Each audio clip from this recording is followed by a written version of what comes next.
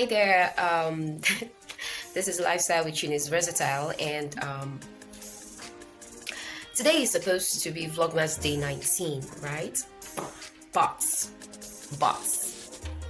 I have been down for over 6 days, so being right after the party, yours truly took ill. Yeah, that's right. And I've been struggling to come to film. I have been having a very tough time.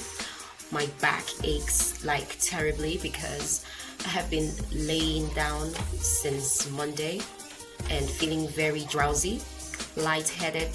So at every point I stand, my head does this.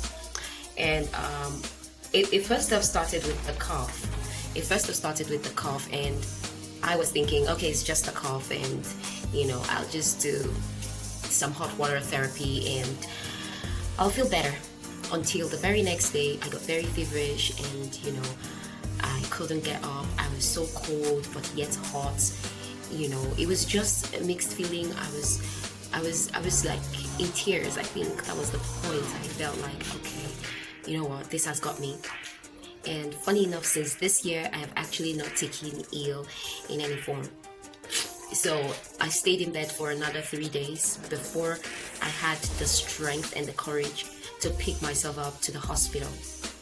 Now, I also did not take any medications whatsoever. I didn't take any pain relief or ibuprofen medication whatsoever. Nothing. I just stayed, and I couldn't eat either. So there was this loss of appetite and all that, and I got really worried because my children are with me. Amidst everything, my major fear was, what if this is corona? Like, what if I'm already down with this corona and these children are here? The fact that they are children, if they contract it, it might not be so easy for them to really express themselves how they feel. So this was my fear, and on the third day, when I went to the hospital to meet my doctor, and he asked me my symptoms. Funny thing, he first asked me was if I was pregnant, and I'm like, okay, who would get me pregnant? And oh gosh, look at how thin my neck looks. Okay, so pregnancy was ruled out, and when I told him the other symptoms I was experiencing, he said, okay, that this is just the thing due to the second wave that's in the air right now, that there is a very possibility that it could be the Rona. I don't want to call it the full name. It's actually quite stylish when you say the Rona. So part of the symptoms I also did experience was I couldn't perceive. As I speak to you right now, I can't perceive anything. And this is like the 6th day. I can't perceive. I can't taste. I can't at all. Like, I tried to cook for the children. I never perceived my food. The aroma of my food there was nothing I was looking for to just perceive. But thank God I'm breathing, right? And to even taste for salt, I couldn't even taste for salt. So it was either no salt or too much salt. So, and every time I cooked, I was afraid of having to, but it's so much. So I had more of no salt kind of cooking or no salt kind of meals in this period, because I really didn't want to, have my children take ill or fall sick because of bad cooking.